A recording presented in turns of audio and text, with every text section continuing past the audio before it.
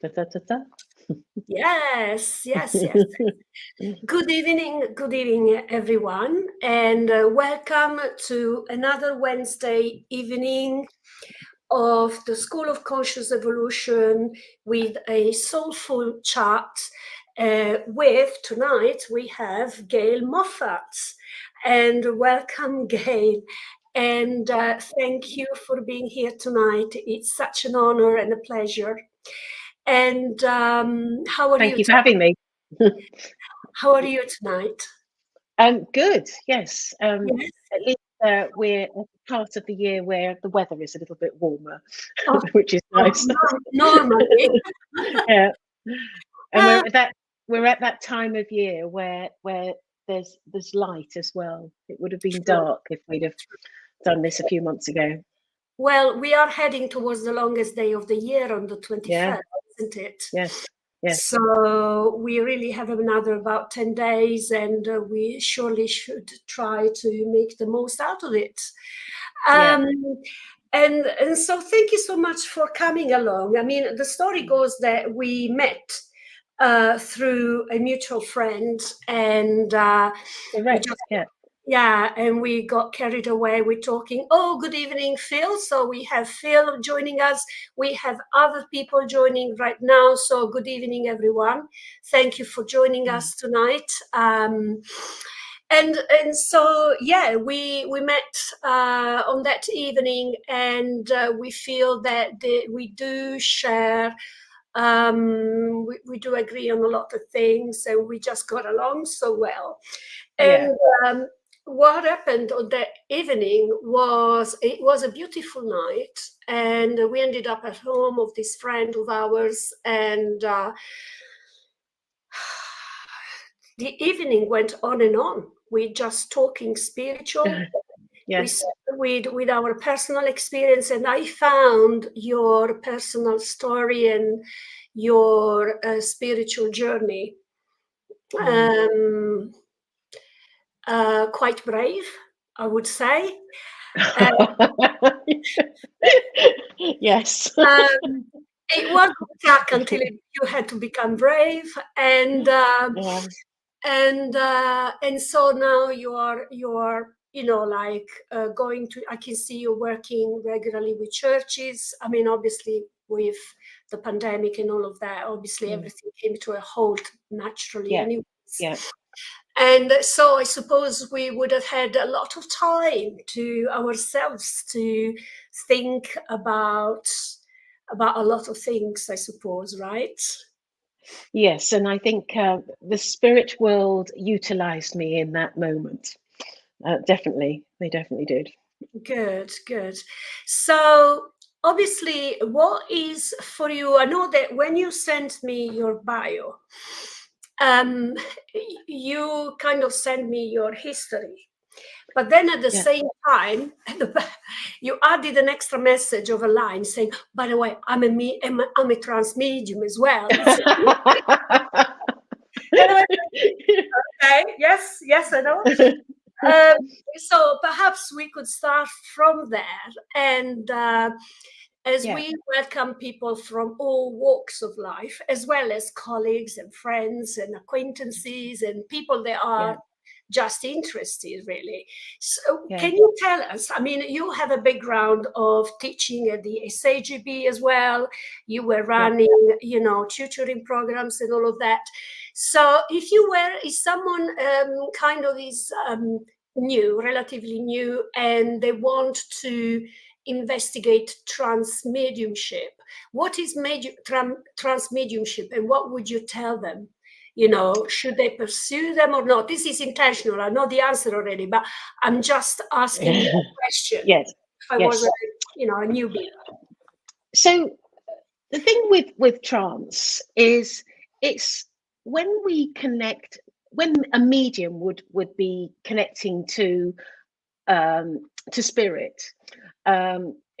A lot of people will have been familiar with people working on the platform in churches, or doing demonstrations, or perhaps even ringing a phone line, or whatever that is, to get a reading.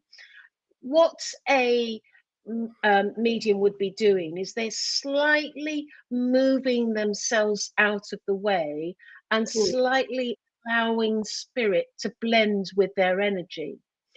The difference with trance is that you are moving further away and allowing spirit to come closer to you.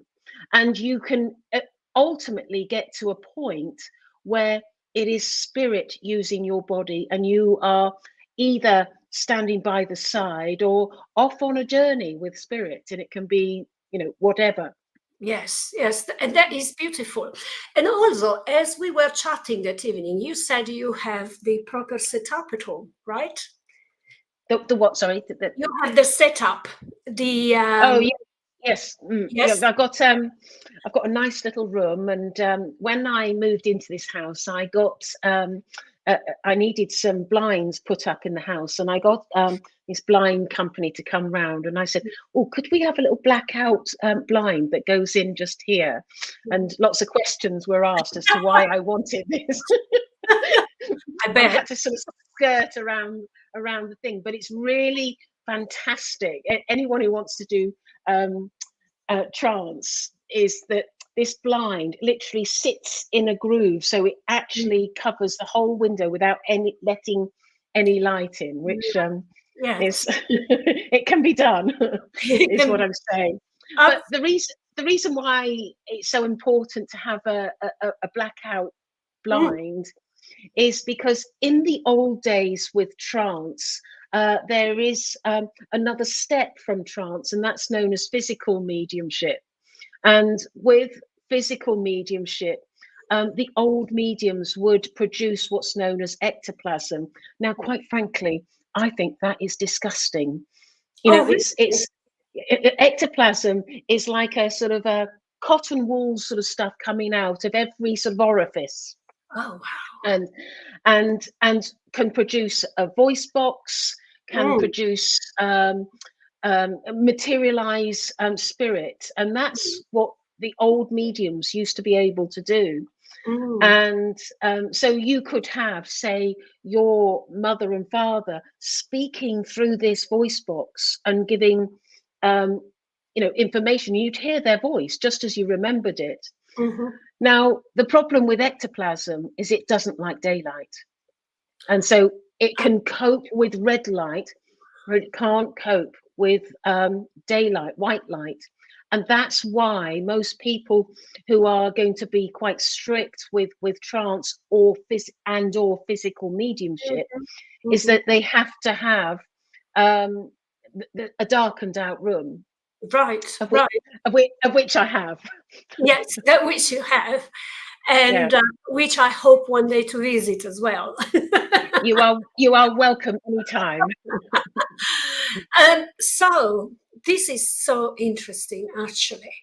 And just quick question: have you ever experienced, and what does it take? Is it something that intentionally you can make it happen, the ectoplasm, or it varies on your vibrations and how you can cope with that energy? Well, one of the problems with ectoplasm is it can be quite, on some level, damaging to the medium, because if somebody touches it, it can cause a burn on the body. So it's not really good. And so there's a new way that spirit are wanting to work with mediums in trance from a physical perspective. And that is, instead of using ectoplasm, they are using energy. So they build up an energy to produce a voice box, and they'll build up this sort of tunnel where of energy that swirls round, that allows a communicator to step in. So that's sort of what they're doing now in the trance setting.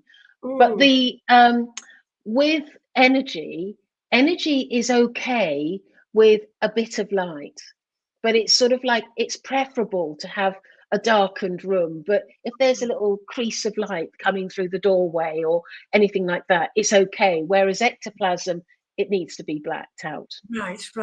Wow, that's amazing. That's amazing.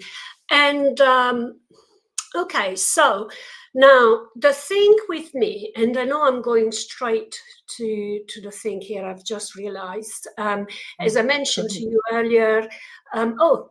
Phil is saying, I sat in Gordon Higginson direct voice seance at the AFC when ectoplasm was produced that formed the trumpet through which spirit communicators spoke as themselves. Thank you, Phil, for, your comment. I've got something to say to that. Thank you, Phil. So I have a guide that specifically works with me from a trance perspective, and it's Gordon Higginson. Oh, I see. So that's my guide that works in my circle. In your circle. How beautiful and exciting. Well. Yeah, it's very exciting. It is. What do you think? I know that, it might take a lifetime or a book to maybe, tell us about your experience with Gordon Higginson as your guide. But what do you think, in essence, he is communicating to you and others in terms of mediumship? Is there like a shift from his perspective comparing to the olden days when he was alive?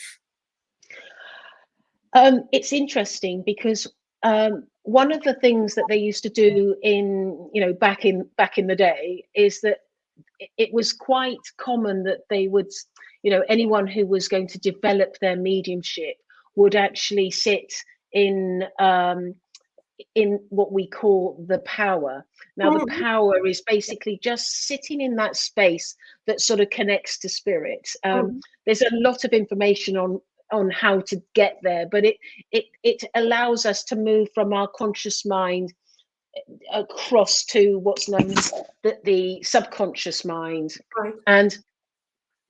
And so in the olden days, it would be quite normal when you were training to probably spend 2 years just doing that and never getting a communication link, because that had to be strengthened. Whereas today, a lot of the teaching is about, let's see if we can get a message, day one. And there's more emphasis on that than strengthening that ability to sit in the power. And what I've noticed with having Gordon as my guide, he's having none of the new ways with me. Absolutely none of the new ways. And he says to me repeatedly, I need you to sit in the power every day. And he expects me to sit for a whole hour. Wow. Sometimes an hour and 15 minutes. Okay, that's very, very interesting. So by doing that, is it the case that not only you develop your own mediumship, but actually you undergo a sort of higher evolution in your connection? Yes, but I would say the process of sitting in the power, what I've noticed with any medium that chooses to regularly sit in the power, it's almost as though it's like going to the gym. If the day one of going to the gym, your muscles may be a little bit weak and you might feel a bit sore after you've come out, and you can only lift sort of I don't know, half a pound in weight. But as you practice, you get stronger.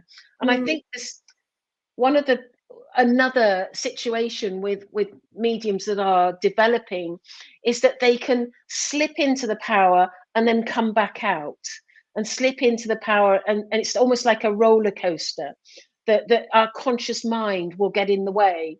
Right. And what happens with the sitting in the power every day is it just strengthens your ability to maintain that link and maintain that position. And I think that's the importance of sitting in the power. I absolutely. And I think besides, it's such a special feeling when one sits Oh in the tower. yes, definitely. And, I do know that I've got a few guys with me, and I know that they can get very funny as well. So they make me chuckle, and they have still like almost an earthly way of saying jokes, and Absolutely. yeah, Their personality lives on. yeah, absolutely. Yeah. And what I didn't know about one of them, that he had a thing for women. And so it's quite interesting that they were making jokes about him, still watching women, although he's in spirit, but that was absolutely, he was a very happily married man. But, it's just the way they would try and connect. It's like as if I am their mean, actually, Yeah. Yeah. to remind of themselves in this life, if you see what I mean, Yeah. you know? But I also think that one of the things with guides is that, God will choose a guide that has love for you, because if there isn't love, how can they do the job properly? How can they do the best by you? Of So course. invariably there will already be a link with you Yeah. so in other words, your soul will know your guide from I a know. previous existence. Exactly. I just noticed, Gail, that Phil is saying Gordon and Ursula mentored me in trance, and also Ivy Northridge, my main teacher. And Yeah. he said that he would be keeping an eye on me when I'm working on platform. Very interesting what Gail is saying. Yeah. Yes, absolutely. Absolutely. I'm sure he does. Mm. When there's been I haven't been to the Arthur Findlay College for quite a long time, but I remember that when I would go, I would be aware of Gordon watching me. Like I Mm. just could just feel it, and that was before he became my guide. Wow. And, I have been there. So Phil is also saying, so true, Gail, a resource connection with our guides. Absolutely. My gatekeeper is actually an archbishop from the Vatican in the 13th century. Yes, So, I remember you telling me. yes, Fast, yes. fast. Is the name Richard? Is that Richard, right? yes, yes. Yes. Annibali, Richard Annibali, Riccardo. And I don't know if I mentioned to you that a spirit artist, she made a drawing of him, not knowing he was my gatekeeper. She just said, he's showing me the Vatican vaults that Michelangelo painted. And that I knew instantly that it was him. And so because I had so much information about him, with a picture, I was able to go back to search his name. And surely enough, I found his tombstone with the statue on the top, and it had the same features. So I made a Facebook post putting side to side the statue, face and lineages with the picture, and it's like so amazing to see the similarities, the nose shape, the ears, the curly hair, and the attachments of the hair. It was like mind blowing, to be honest with you. It's amazing what psychic artists can do and how they can bring, to life the image literally. yeah, it's fantastic. Absolutely fantastic. And so, the other thing is, because obviously, can we say that there is medium and medium? And when I say that, I'm talking about natural. There are mediums that are naturally born, and they just do it. Nobody teaching them; they just do it. And I know that one of the ladies that works in the education department of the AFC, she actually never formally trained. She's just a natural, but she was still nevertheless hired by the AFC. And then there are people that actually train a lot through the AFC. And so there are certain rules. Now, the purpose of being a medium is to bring forward our loved ones that have transitioned to a different plane of existence. But spirit being such, and this is where the big bang and difference starts happening, is that people believe in energy, forms and shapes of angels. And there is a massive community alongside medium, maybe even larger, talking about ascended masters and powerful healing figures that step forward, to help us in different ways. And not always the one fits with the other, if you see what I mean. Yes. So when I start bringing forward, when I do demonstrations in churches, I always want to, for the sake of argument, so to say, to clarify, when I speak about God, it's the God of their understanding. Okay. Yes.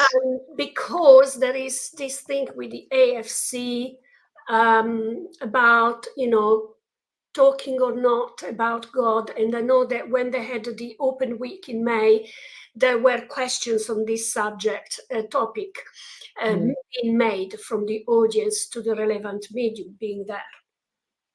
So when someone starts talking about, say, for instance, I have been channeling, I don't know, God, for instance, and people, they may or may not agree with that. And to me, although I have been raised Catholic, so God comes in a certain format, if you like. But God, in essence, it's pure energy. It's the divine spark of all life. And this is how I like to describe him. Now, as we were behind the scenes just before coming in, you were talking about God as, how did you put it? You said that there is only one truth. Yes. Yeah. And can you talk us through more through this? Because I know that you have in the past been receiving messages from God, and due to your extensive experience worldwide, traveling from the east to west coast of the US and in Europe and so on and so forth. And then this happens to you. Tell us more about this. How? Well, I was very comfortable being the medium, and settling to be a medium. And I remember I was lying in bed one day, and I don't know what I was doing, but I was just lying in bed, and then suddenly I was aware of Jesus on one side, and I heard God on the other side of me, and I nearly fell out of bed. I can tell you, I was like, I must have been imagining that. That wasn't true, and I sort of sort of all sort of fumbling around, and so that was that. But they weren't going to give up on me. They came back the next night and the next night, and until I managed to have the confidence to speak to them as I would in a normal mediumship state. And this all happened in 2017, and since then I've had people from the Bible era come and talk to me, and then it evolved to a position where it was God, and God often is with me very closely in my day-to-day life. And one thing that I would say, you mentioned about people being of a seeing God in one way or another. But when you work as a medium, you start to realize that everybody is an energy. Yeah. And even our mums and dads that we connect to, but what they do is they show us how they were so that we can recognize them, and so they show us an image. But I know with God, he is an energy, but it is an energy way beyond the energy of you or I. He's magnificent in his energy, and omnipresent and omnipotent as well. So that's probably the best way I could describe him. And in these circumstances, was it being revealed to you the reason why they would want to communicate? Because I'll tell you that as I research and on a regular basis, and I do listen out to other podcasts, documentaries, and lately I've been coming across more and more people that have been talking like you about having spoken to God, and it's not a religious thing, it's an energy thing. Well, one of the things that God said to me is it won't just be me. He's going to start working with more and more mediums, and it's going to expand. And so I do believe that as time evolves, this is going to be a natural thing that happens to us from time to time. He says he wants to be more present in our lives, because that is the only way that he can. When he first came, he started talking about how he wanted to evolve humanity. It's like humanity has got to this level, and he wants to evolve humanity to the next level, which is where we are heading, and we all know that. Yes, and he said that the only way that he can do that for us is if he gives us a helping hand. Of course, and I strongly believe that, to be honest with you. For me, I have been experiencing the energy of Christ consciousness, for instance. Would you say that is God? Would you describe it as a God present? Well, that was something that I had a little bit of a dilemma in my head, because obviously, when we think of the Trinity, and I didn't quite fully understand the Trinity, and I think most Christians don't actually. What I've realised, and what I've realised is, how we talk. So going back to. I would see Jesus standing over there, and I would be aware of God over here. Right. And so they would be separate. So I started to realize that they were two separate energies. Yes, obviously, we all come from God. So there is a thread that goes through us. But no different from Jesus being different from God as we are. And then in the Trinity, you have the Holy Spirit as well, which is, again, a different thing. So we are, effectively speaking, of different energies. Sorry. No, go on. So I was curious about the Holy Trinity, the three in one, that people from a Christian background will understand. And so how it was explained to me is, how we as mediums, we talk about a guide. Yes. So when we have a guide, it's like a guide will lock on to our energy. Yes. And so all God did was lock on to Jesus's energy as a guide. Right.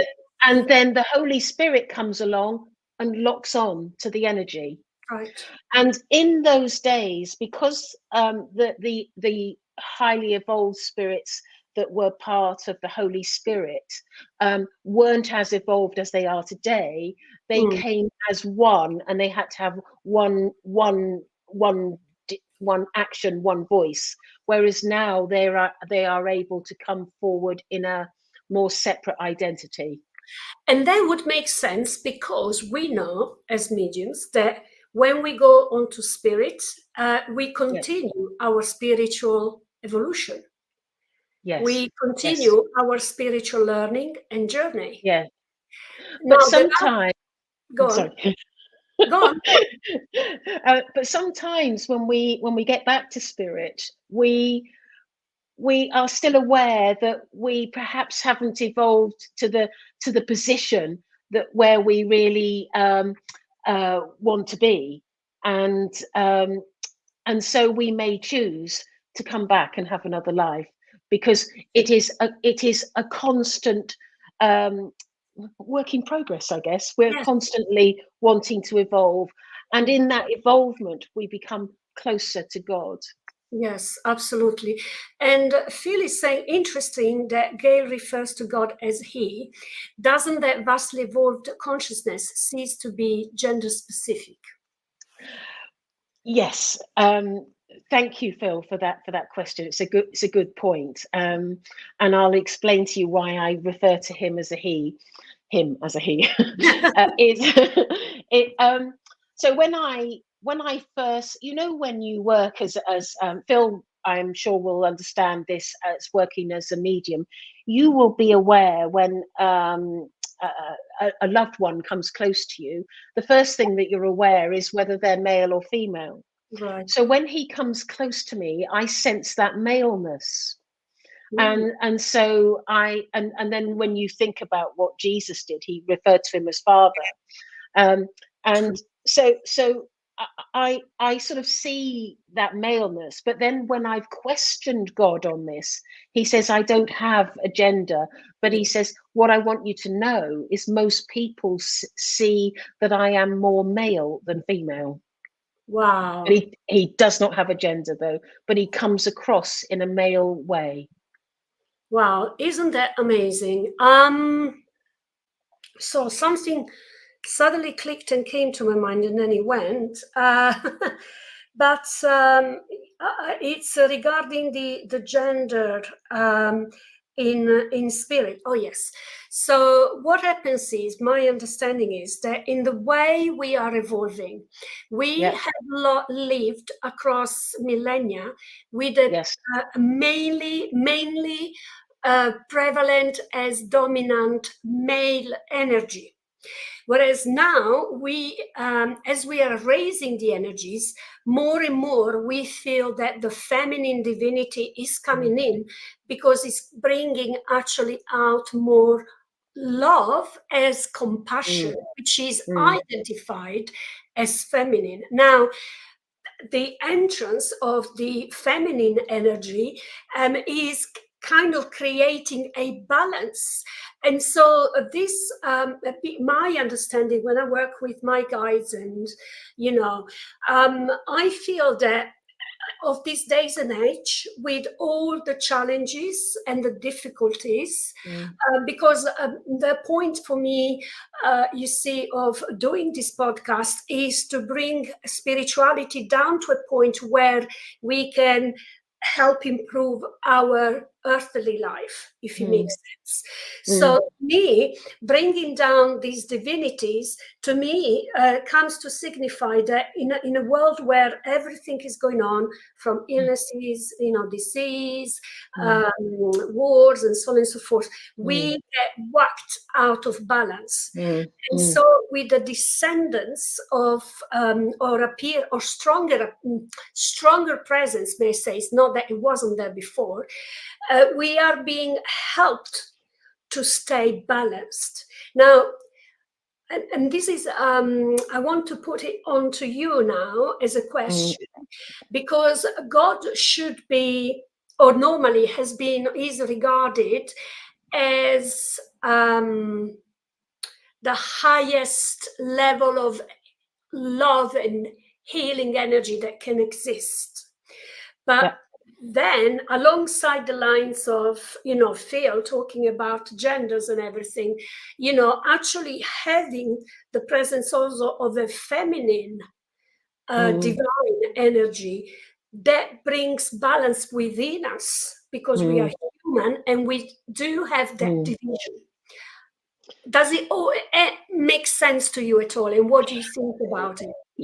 Yes, because I look at people on the earth today, and I think, you know, we are very much made up of male and female, and I know that I have a male side as I do a female side, and I just have found myself, I'm born female, and you never know how to describe it today. No.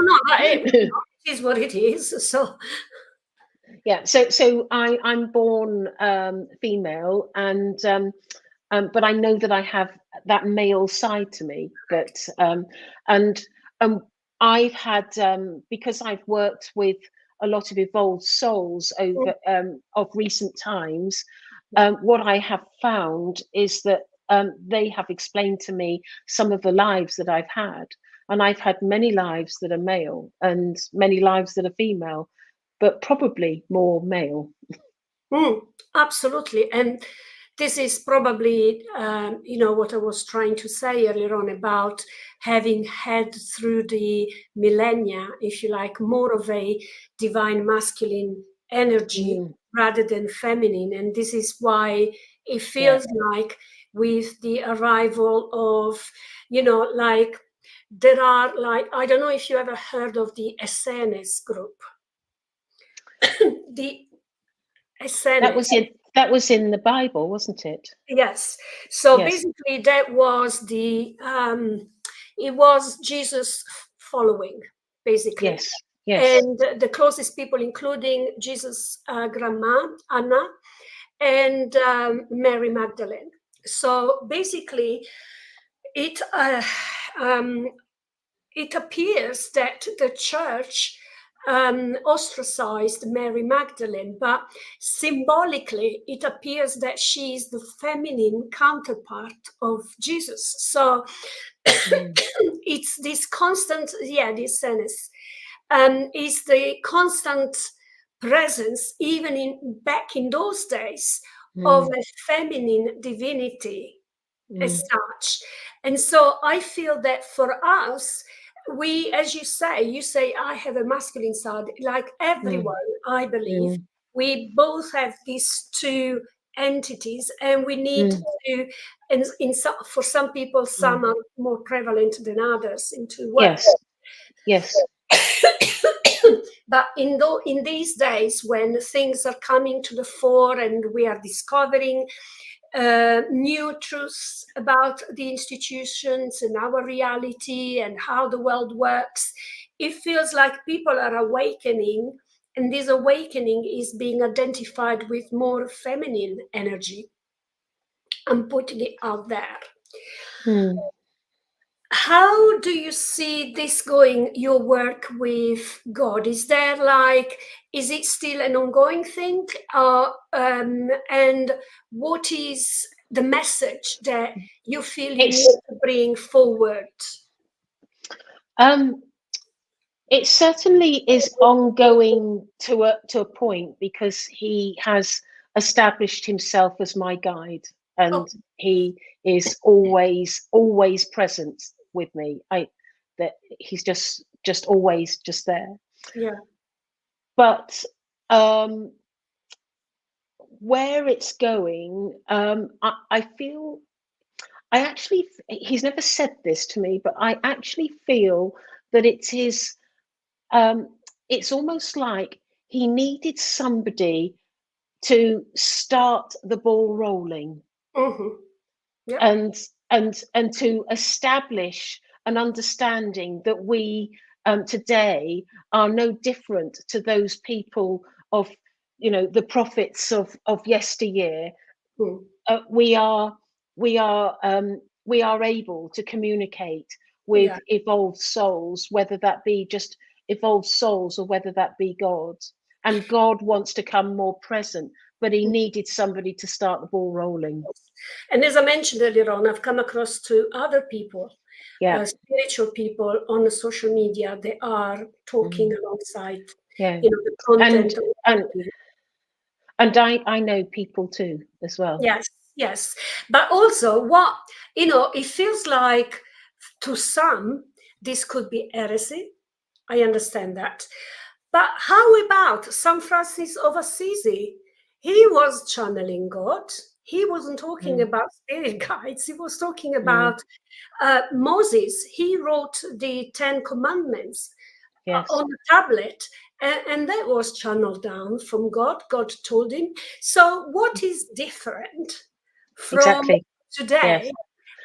We seem to go into an evolution, and then suddenly all goes pear-shaped, and people get surprised, or they disagree, and it feels like being back in the lower Middle Ages, where there were conflicts between the church and. I think the thing is that for a lot of people, unless they can see it or experience it themselves, it can't be true, and that is the problem, and that's where I've potentially been a little bit brave in putting my neck out and saying this is what's happening to me. So yeah, I think it is. There's no reason why it can't happen today as it did yesterday, but also when you think there are certain religions that had their prophets, and that prophet was the last and final prophet, and in a way I sort of think to myself, but who puts gaffer tape over God's mouth? Who decides that he should never talk again? Yes, no, exactly. And the thing is that we don't really know. That's the truth. We don't really know. And as I trust you, for you to say and feel that that's what it is. And, I would, because I am all inclusive in everything I do, and that's why I do these podcasts, I would, I leave to the people they are following. This is like food for thought. Okay, this is absolutely a way to think. Okay, let me think about it. I didn't think about this before, or could this be a possibility, or absolutely not, and that's absolutely fine as well. But I also think that, and I think you touched on it right at the beginning of this show, is that when we develop our mediumship and we sit in circle, or we go to the Arthur Findlay College, or we develop amongst like-minded people, the focus is so very much often on giving a message of a loved one and proving the survival of spirit. And there is these boundaries that have been placed around that. Thou shalt not expand above that. And I think that is the most disappointing thing, because we should never, ever limit ourselves. We should always see what is possible. And the other thing is that for those people that perhaps could believe that their mum could come and speak to them from spirit, if you think about, you have a mum and a dad and a grandparents in spirit, and you might go to a church, or you might go to a medium and hear those words be given to them. So that right there proves that there is a system that's been put in place, a system that when you pass, you go somewhere else. And if you go somewhere else, we know that we will have evolved souls that are our guides as mediums. So if there is evolved guides around us, what that means is there is definitely a structure. And whenever there is a structure, there's somebody at the top. Correct. Yeah, I can see that. And that person at the top is God, who speaks to me every day of my life. Yes. And why not? And one of the things that I have learned from, actually, I was at the SAGB for quite a few years, back in the late years of between 2005 2010. And I attended quite a few workshops, particularly with Mercedes. as well. And, I got to find out about the presence here and everywhere of the angels, for instance. Yeah. So Archangel Michael, because he works with me, doesn't mean that he cannot work with someone else at the same time. Absolutely. And when I found out about this, it was mind-boggling for me.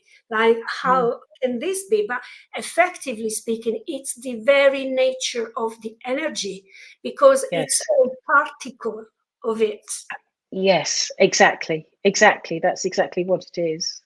And the other thing with angels is, God has this infinite structure that I was talking about in spirit, and one of those aspects of the structure of heaven or the spirit world, whatever you want to call it, is actually the angelic realm, and they are so powerful and so capable that they are the very people that create the miracles that happen on a daily basis.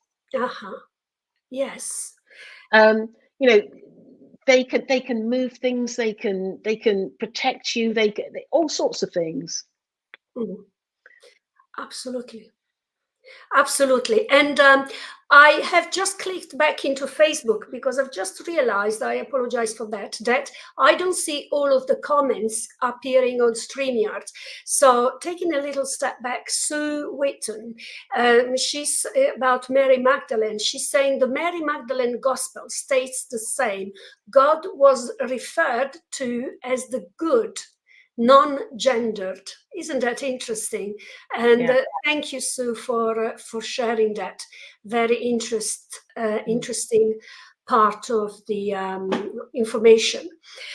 Phil is saying, I am a great believer in the resurgence of trance mediumship in church services, which is now the main focus of attention with my mediumship, but I'm meeting some resistance, so doing more events. What do you think about that? Do you recognize the same? Or I think that for some people, they may find it a little bit odd, where they may hear, say, for instance, you can hear me speaking now, and then you might hear a very strong male voice coming through me. If I'm in trance, and it may fit. It can be frightening to somebody, but let me tell you, there's nothing to be frightened of. It's try it, and because what you can get out of it is incredible, absolutely incredible.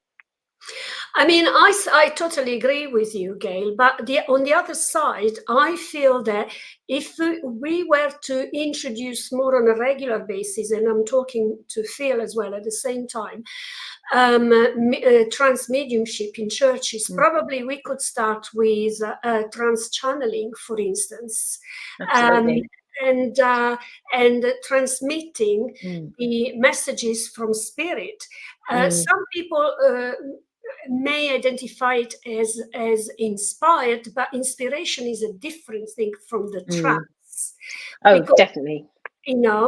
So but probably starting with, and I admit, I think that probably looking at the reality of things, there will always be people that they will feel frightened about this, because we are not all at the same level of evolution, if you like.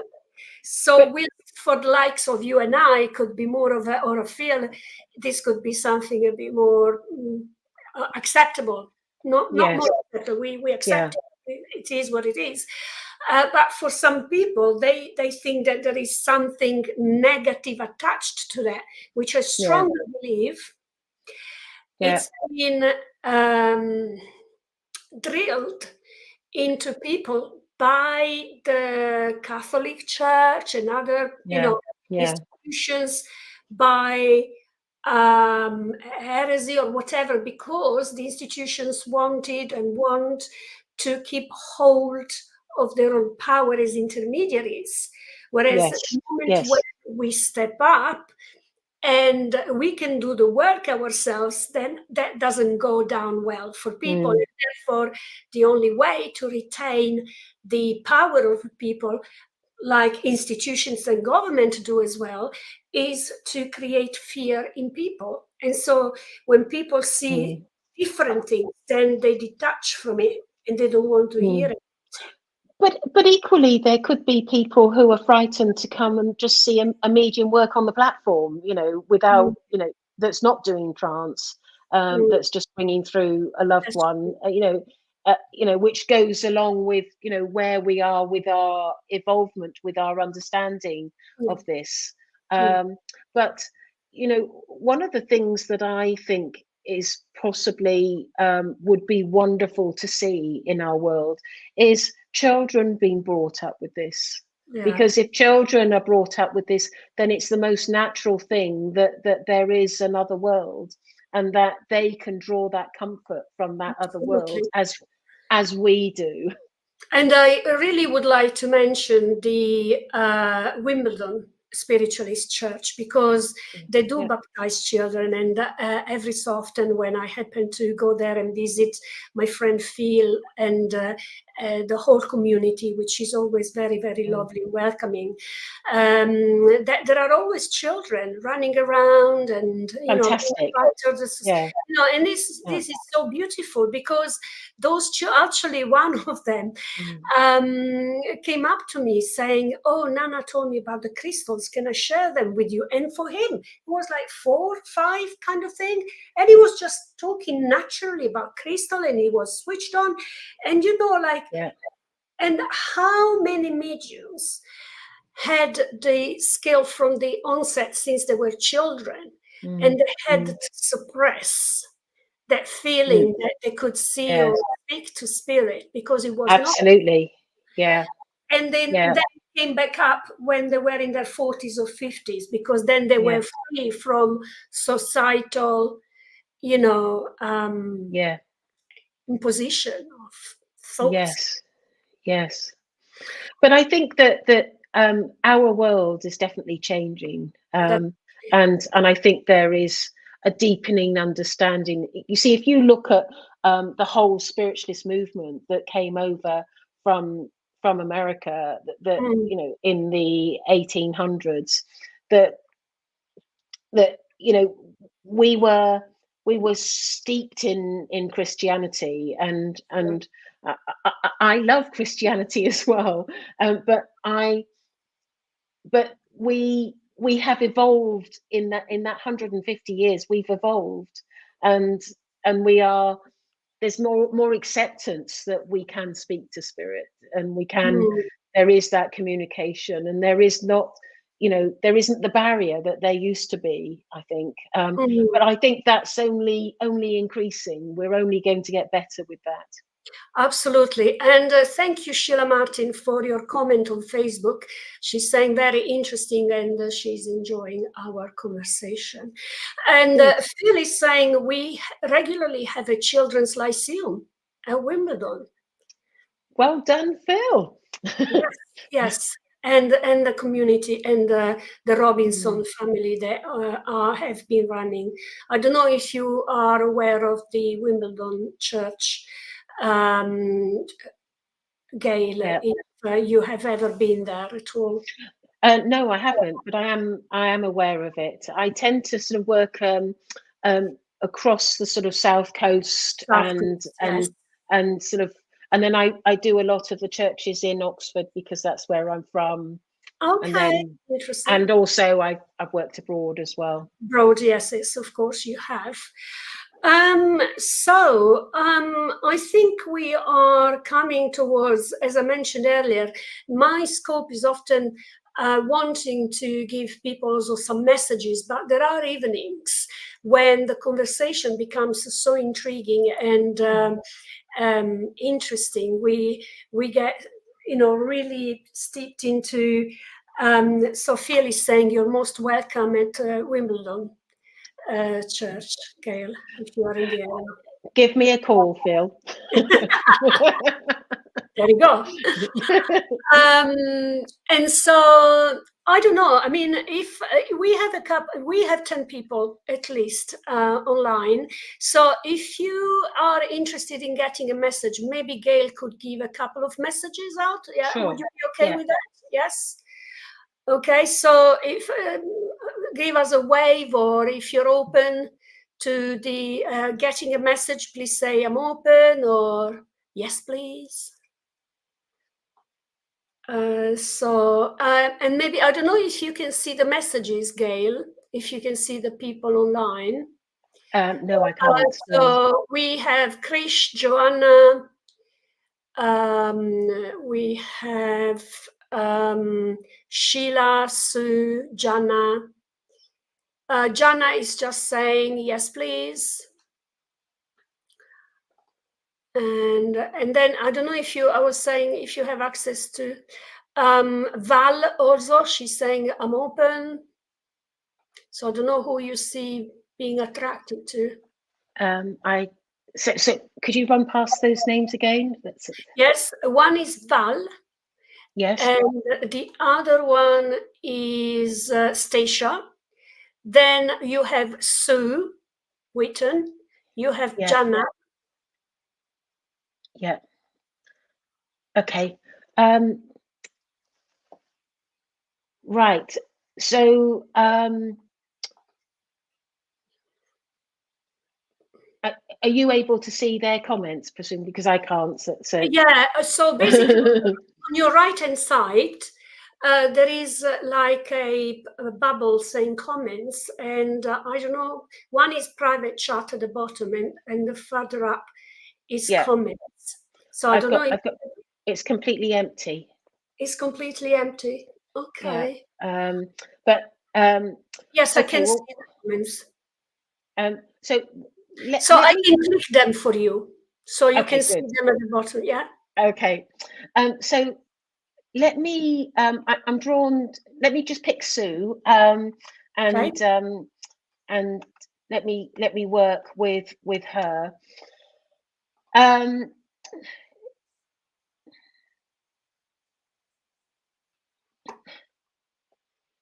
Right. The first thing that I feel with her is that there is a grandfather in spirit, and is very eager to come and speak to her.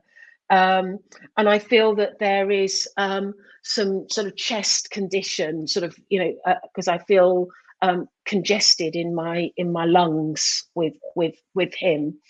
And because I feel that he could have been a smoker as well, and I also feel that he would have walked with a walking stick, and she says that's all true, is it? That's it. Yes. Yeah. This is where I say that's a relief. I know. You are on the right path. Yeah. And she, I just know, with him that he is eager, very eager to speak to Sue, because he makes me feel as though Sue has been quite emotional of late, and has it's like her life has been a little bit topsy-turvy at the moment, and I feel like there's sort of things coming at her from different angles, and I can feel that people aren't all being nice to her, and your grandfather is very much wanting to protect you. He doesn't like what he's seeing, doesn't like the how she's being treated, and he wants to protect her. I've done that all from a name. That's fantastic. That's fantastic. He's confirming, by the way, of his issues with breathing and lungs, because he was gassed during the World War I. Oh, right. Okay. Gosh. But I also feel that he did smoke as well, because I can feel that smoking around him. But he he makes me feel as though when I look at Sue, he wants to stand up for her rights. He wants to protect her. It's about rights. He wants to make sure that she's okay, because she's not. It's like she's weakened in a way where she's not able to stand up for her rights. And he is adamant that he wants to stand strong with her, and he wants to guide her at this point in time, because it's like she's struggling. She's confirming about the grandfather. He was frail, and she says a pipe. So I think he was smoking a pipe, as you mentioned, that he was smoking. Yeah. And I do feel that he's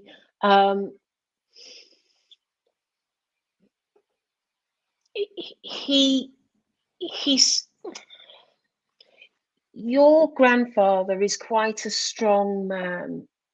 He's somebody that won't stand for nonsense. And he is somebody that would stand his ground over things, and would fight for what is right, would in whatever anyone was doing, he would fight that cause.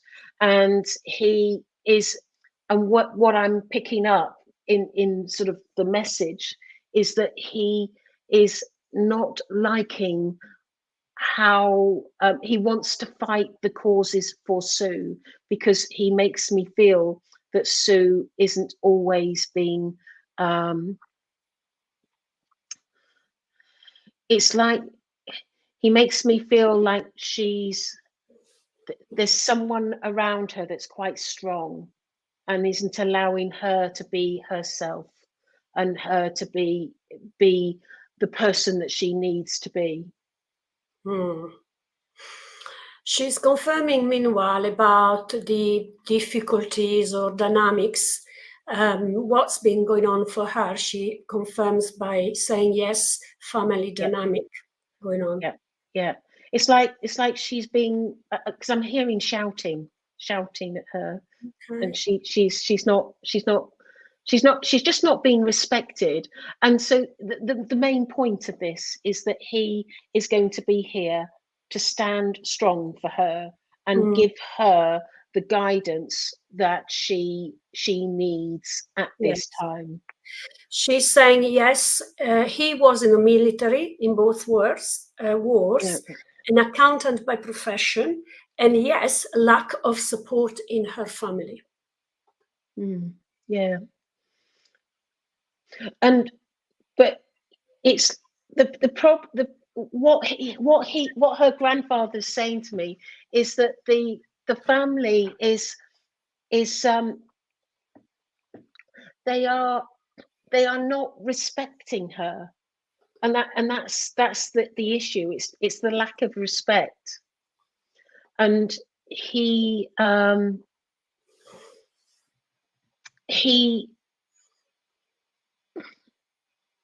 it's like he's the sort of person that would always challenge or protect the underdog, but anybody who hurts the underdog would challenge them. And I just know that as time goes by, your grandfather is going to be very strong and very present in your life, because, and also there's issues over money as well, in the family dynamics.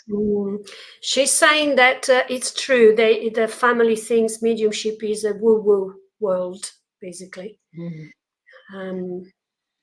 So but it's more than that. There's the lack of respect for her, and I also feel that you see, with her grandfather, he was somebody that would have stood strong and and supported the family. And he's a bit like a patriarch.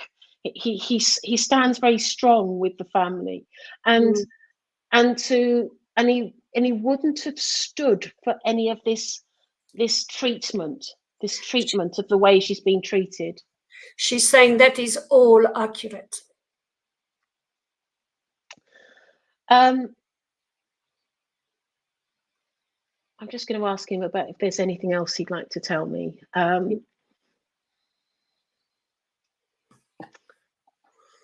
He said the main reason why he was coming forward is he doesn't want his granddaughter to suffer any longer, because she's getting it in the neck too much. But yeah, so thank you very much. Yes, thank you, Gail. And I am saying for you, Sue, that there has been an ongoing transformation for you, and you are freeing yourself from the shackles and of societal shackles, and you are able now to start opening more and more about your highest truth, and be able to vocalize and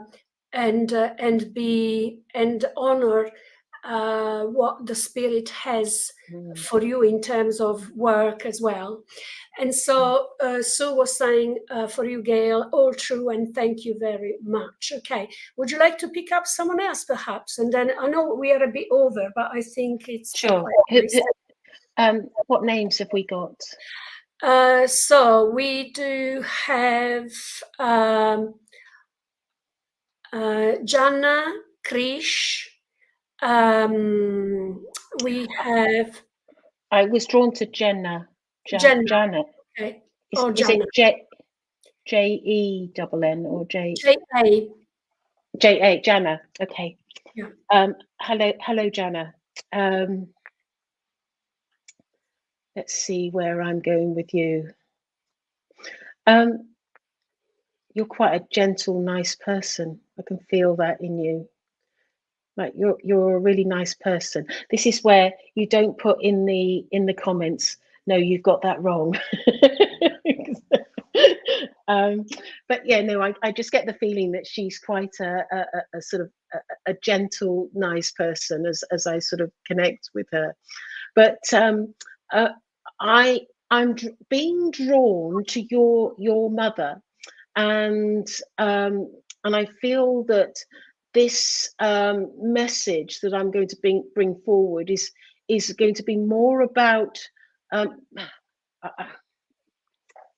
feel like I want to go to your mother, and I don't know whether you, because I'm not sure if your mother's in spirit just yet, but I just feel that when yes, am I right in saying that your mother's in spirit? So let's see. So she's saying at first, yes, I am. And let's see if Jana says, mother is in spirit. Yeah, I've got mum, and no, mum is not in spirit. Okay, well then it's I know that I want to talk about mum, because I feel like I'm really being drawn to your mother. And I do have a lady that is here that is very closely connected to your mum, and I think it's your mum's mum, and she makes me feel that she is concerned about your mum at the moment, and it's almost like she wants to care for your mum because she's very worried about your mum, and she says that she she makes me feel like she was very close to your mum when she was alive, and it's almost like two peas in a pod, very, very close, and a lot of they would chat very, daily, always chatting and talking, and also I don't know whether it's your grandmother or your mum, but one of them has got this lovely, lovely smile like a big beaming smile that is characteristic of this lady. She's saying that you are right. It makes sense what you're saying about grandma and mother relationship dynamic. And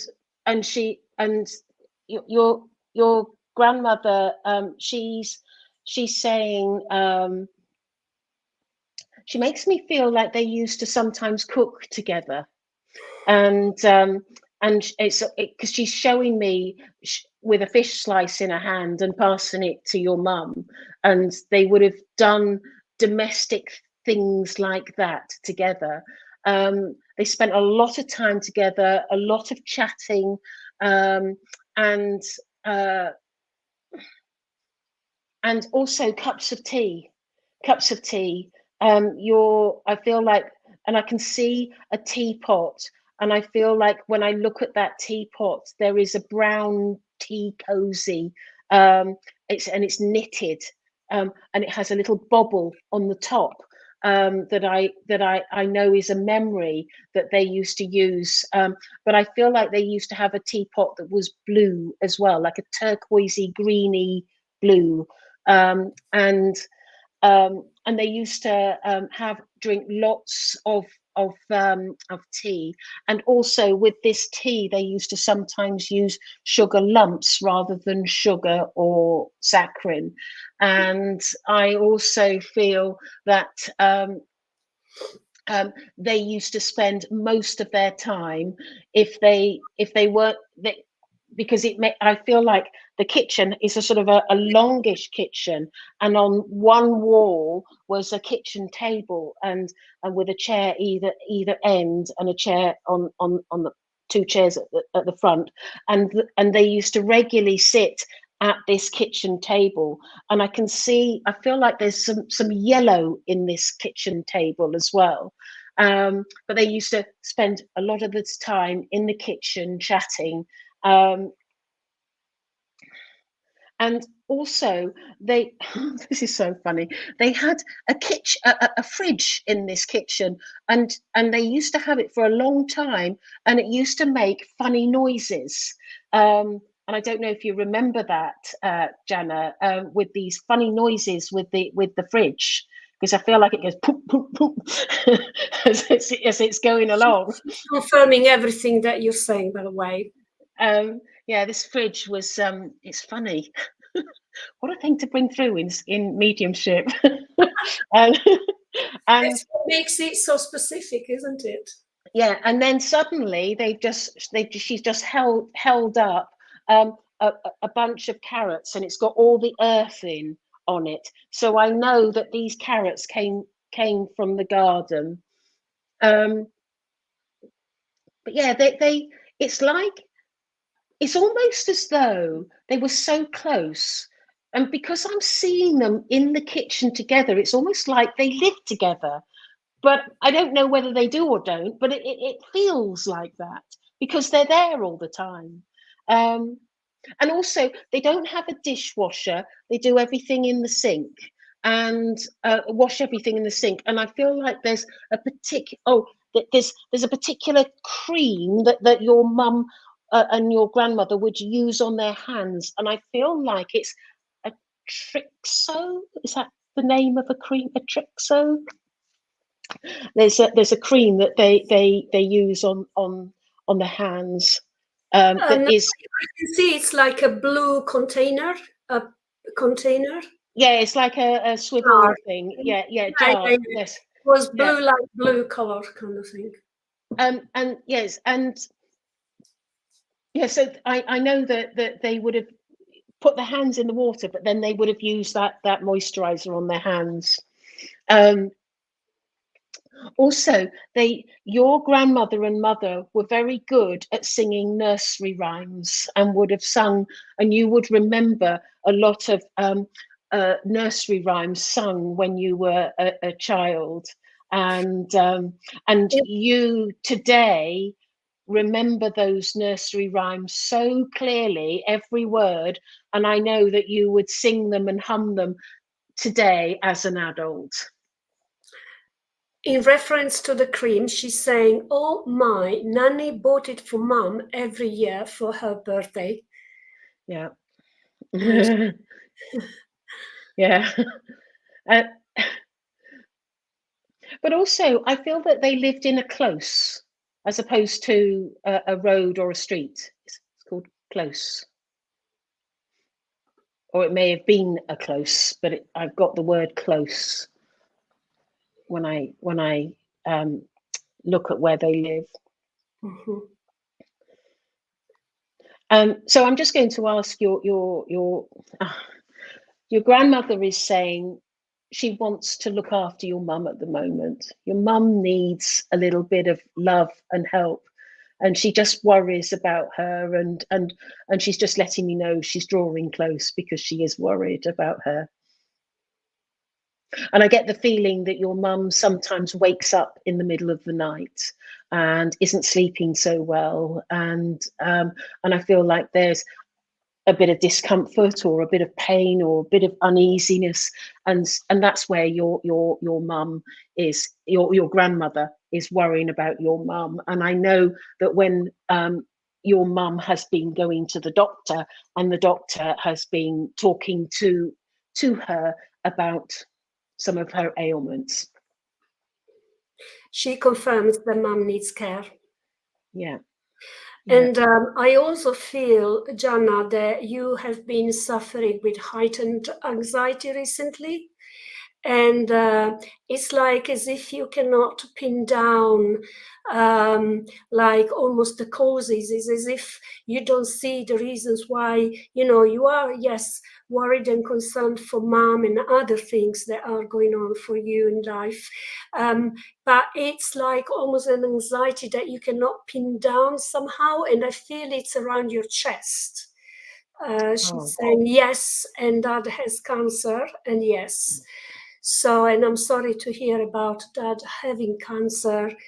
And it's probably you trying to not, Jana, you're trying not to, I'm not saying you're in denial. I'm just saying that you're trying to say, no, I cannot be anxious. It doesn't make sense. It's as if you're trying to be strong for everyone, it feels. She's saying she's had a heavy chest and stomach. There you go. Yeah, I can feel it strongly. Yeah. Well, I will, Jenna, I will put your mum and your father and yourself on my healing list, and I do sit for healing every day. So we'll do our best for you. Thank you. That's very kind of you, Gail. And so I would like to wrap here. What a wonderful evening, full of wisdom, insight, food for thought. It's been lovely having you with us, Gail. I hope that you lovely coming. I hope you will be joining us sometime again in the autumn when of course, we will restart the list and all of that. Phil is saying, great evening. Thank you, ladies. I'm sorry, Gail, I couldn't share with you for some reasons. Normally on StreamYard, you can see both YouTube and Facebook messages. So I would have highlighted them for you so you could see them. But unfortunately, it's not been the case. And I understand that there have been lots of technical issues with Facebook recently. And so hopefully it's just a one-off.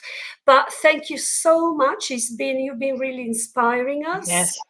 And thank you, everyone, for having followed us for nearly, an hour and 20 minutes now. I didn't expect to go that long, but we felt in such comfortable company, and we felt we could go on for a wee longer with Gail. So it's amazing. Thank you so much, everyone. Val is saying Facebook is not working this evening. There you go. Thank you, Val, for confirming. Yes, yeah. So there you go. I know there have been technical issues with Facebook. Never mind.